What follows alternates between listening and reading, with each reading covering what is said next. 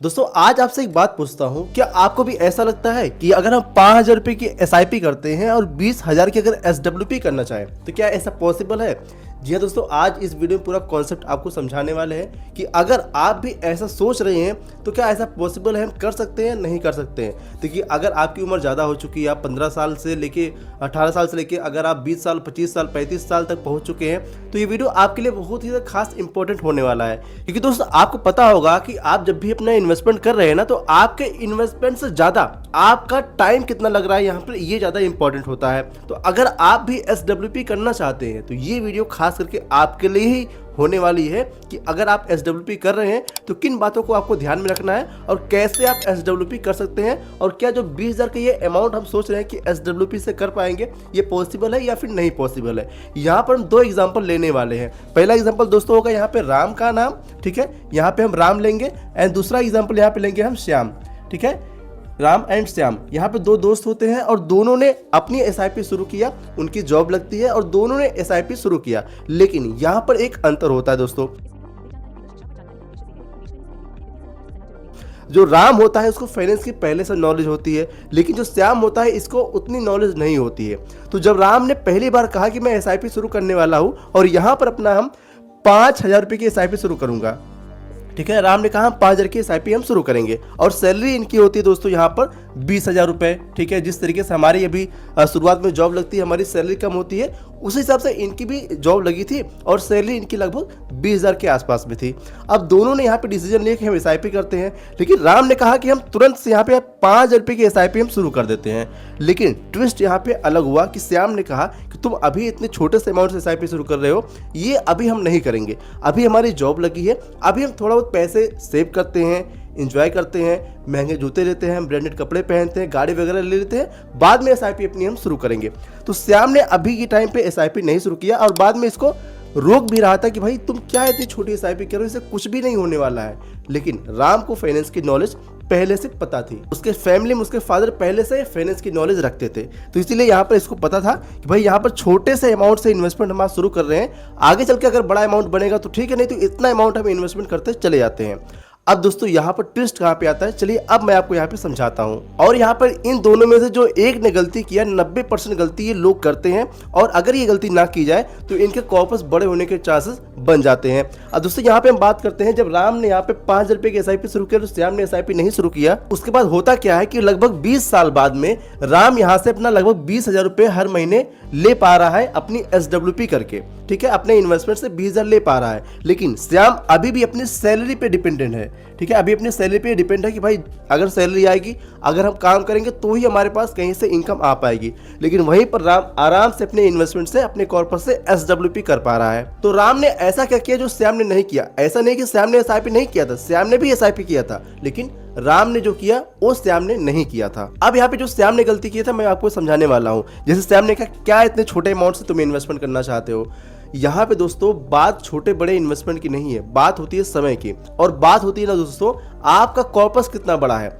अगर आपने कॉर्पस को बड़ा कर लेते हैं, अगर आप समय देते हैं अपने इन्वेस्टमेंट का, अगर वो बड़ा हो जाता है, जिस तरीके से अगर आप कोई पेड़ का आम का पेड़ लगाते हो और आप कहते हो कि भाई एक साल नहीं फला, 2 साल फल नहीं दिया, 3 साल फल नहीं दिया, आप पानी देना छोड़ दोगे? ऐसा तो है नहीं, क्योंकि आम का पेड़ 5 साल 6 साल 10 साल बाद फल देना शुरू करता है। अगर लगातार उसमें पानी आप देते रहो तो पेड़ बड़ा होता है, तब फल देता है। अगर आप तुरंत पेड़ लगाओ, तुरंत फल खाना चाहोगे तो यहाँ पे पॉसिबल नहीं है, इसीलिए आपको यहाँ पे समय देना पड़ेगा। अब हम जरा से इलस्ट्रेशन ओनली अगर हम कैलकुलेशन करते हैं, अगर हम मान लेते हैं अपना यहाँ पे 5,000 रुपये की एसआईपी कर रहे हैं और यहाँ पे 20 साल तक अपनी एसआईपी करते चले जाते हैं, 12 से लेकर अगर 15% का रेट ऑफ रिटर्न अगर देखने को मिल जाता है, ठीक है, 12 से लेकर 15% के आसपास अगर हमें रेट ऑफ रिटर्न देखने को मिलता है, तो एग्जांपल इलस्ट्रेशन ओनली हम मान लेते हैं लगभग हमारे पास यहाँ पे 50 लाख का कॉर्पस हमारे पास तैयार हो सकता है। ये पूरी तरीके से मार्केट पे डिपेंड करता है, लेकिन हम यहाँ से एग्जांपल के लिए मान सकते हैं कि अगर हमें 5,000 रुपये के एसआईपी 20 साल लगातार करते चले जाते हैं, एक भी ब्रेक नहीं करते हैं, साथ में 12 से लेकर 15% का रेट ऑफ रिटर्न अगर देखने को मिल जाता है, तो लगभग 50 लाख के आसपास हम पहुंच पा रहे हैं। अब दोस्तों यहाँ पे ना असली गेम अब शुरू होता है। अब यहाँ पे अगर 50 लाख हमारे पास बन गए, यहाँ पे दोस्तों अब आता है कि एसडब्ल्यूपी कैसे करेंगे। दोस्तों एसडब्ल्यूपी करने के लिए आप डायरेक्ट इक्विटी फंड में एसडब्ल्यूपी नहीं कर सकते। अगर आप इक्विटी फंड में एसडब्ल्यूपी करते हैं, जैसे शेयर मार्केट वाले फंड में अगर एसडब्ल्यूपी करते हैं, तो वहाँ पर बहुत ही ज़्यादा वोलेटिलिटी होती है। अब मार्केट अगर नीचे जाती है, आप वहाँ से विड्रॉल करते हो तो आपके कॉर्पस खत्म होने के चांसेस जल्दी हो जाते हैं। ऐसे में आपके पास होना चाहिए बैलेंस एडवांटेज फंड, ठीक है, balance advantage fund, balance advantage fund. अब ये क्या करता है, यहाँ से लगभग आप 6 to 8%, ये एक मानक होता है SWP का, 6 to 8% के बीच में आप विड्रॉल कर पाते हैं। अगर आप इतना विड्रॉल करते हैं तो आपका कॉर्पस बढ़ता रहता है और आप जो है यहाँ से अपने लिए फंड भी लेते रहते हैं। अब दोस्तों यहाँ पे हम मान लेते हैं हमारे पास ये लगभग 50 लाख हमारे पास अमाउंट बना है, इसका 6% हम मान लेते हैं लगभग 3 लाख रुपए हमारा ये साल का हो जा रहा है, ठीक है। अगर हम 50 लाख का अगर हम मल्टीप्लाई 6% करते हैं तो लगभग 3 लाख रुपए पर ईयर हम निकाल सकते हैं, यानी मोटी मोटा कहें तो 25,000 रुपए हम पर मंथ यहाँ पे SWP कर पाएंगे, ठीक है, इसके हिसाब से। लेकिन अब यहाँ पे ध्यान देने की बात क्या है कि जो लोग 90% लोग गलती कर देते हैं और ऐसे ही गलती जिसकी वजह से उनके कॉर्पस खत्म हो जाते हैं, जो कि आपको नहीं करना है। लोग ये सोच लेते हैं कि भाई यहाँ पर जो रिटर्न मिल रही है फिक्स मिल रहे हैं, भाई ऐसा नहीं होता। मार्केट वोलेटाइल होती है, मार्केट ऊपर नीचे होती रहती है, तो यहाँ पर आपको बहुत ही सोच समझकर अपने इन्वेस्टमेंट को करने के बाद में SWP करना है। आपको देखना है कि मार्केट की सिचुएशन अभी क्या चल रही है। लोग ये सोचने लगते हैं कि मार्केट हमेशा ऊपर ही जाएगा, ऐसा नहीं होता। मार्केट ऊपर नीचे दोनों जाता आता रहता है। आपको ध्यान में क्या रखने वाली बात है कि मार्केट भाई हमेशा ऊपर नहीं जाता। अगर मार्केट क्रैश हो गया और आप लगातार पैसे निकालते रहते हो तो आपका कॉर्पस खत्म होने के चांसेस बहुत जल्दी हो जाते हैं, और इसी को कहते हैं सीक्वेंस ऑफ रिटर्न रिस्क। मैं आपको समझाता हूँ। देखिए, अगर हम मान लेते हैं आपका यहाँ 50 लाख का कॉर्पस बना था और मार्केट लगभग 20% तक डाउन चली गई, ठीक है, 20% मार्केट नीचे नेगेटिव आ गई और यहाँ पर आपका कॉर्पस अब हो गया 40 लाख का, ठीक है, एंड यहाँ पर आप 20,000 रुपये हर महीने विड्रॉल कर रहे हो, तो 2,40,000 रुपये लगभग यहाँ पे साल का आपका विड्रॉल हो रहा है। मतलब इधर से भी आपका पैसा निकल रहा है, इधर मार्केट नेगेटिव जा रही है, यहाँ से पैसा नीचे जा रहा है, तो दोनों मिला के आपका कॉर्पस जल्दी जल्दी खत्म होने लग जाते हैं, यानी डबल नुकसान। और इसीलिए स्मार्ट लोग क्या करते हैं, हमेशा थोड़ा सा कॉर्पस ना एक्स्ट्रा बनाते हैं। 50 लाख का गोल रखे हैं तो लगभग 60 लाख के आसपास अपना कॉर्पस बना लेते हैं, और 20,000 की जगह अगर उनको नीड है 15,000 की, 16,000 की, तो उतना ही पैसे विड्रॉल करते हैं। और कभी कभी क्या करते हैं ना, जब मार्केट गिरने लग जाती है तो अपना विड्रॉल रोक भी देते हैं। अगर उनको पैसे की जरूरत नहीं है तो विड्रॉल अपना नहीं निकालते हैं और सही फंड पे फोकस करते हैं। भाई किस तरीके से फंड को हम सेलेक्ट करेंगे, जैसे कि मैंने आपको बताया कि balance advantage fund, hybrid fund, flexi cap fund, index fund. और यहाँ पर आपको एक चीज ध्यान रखना है, इन्फ्लेशन को कभी भी भूलना नहीं है।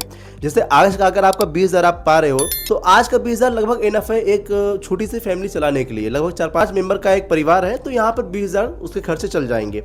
लेकिन आगे आने वाले समय में 15 साल 20 साल बाद वही 20,000 रुपए लगभग 7 से 8,000 के आसपास लगेंगे आपको। यानी आज को देखकर नहीं, फ्यूचर को देखकर आपको अपने विड्रॉल को सेट करना है, उसी के हिसाब से आपको अपना इन्वेस्टमेंट करना है विद इन्फ्लेशन कैलकुलेशन। इसीलिए आपको SIP plus increment plus patience बराबर रियल वेल्थ। अच्छा, अब यहाँ पे आप एक बात सोचना, आप 5,000 चाहो तो आज इसी तरीके से खर्च करते चले जाओ, या फिर चाहो 5,000 रुपये इस तरीके से आप इन्वेस्ट करके आगे अपने लिए 20,000 का रेट ऑफ रिटर्न यानी ROI जनरेट कर सकते हो, SWP अपने लिए जनरेट कर सकते हो। मतलब आप अपने लिए कमाने वाला खड़ा कर सकते हो, वो भी बिना किसी पे डिपेंड हुए।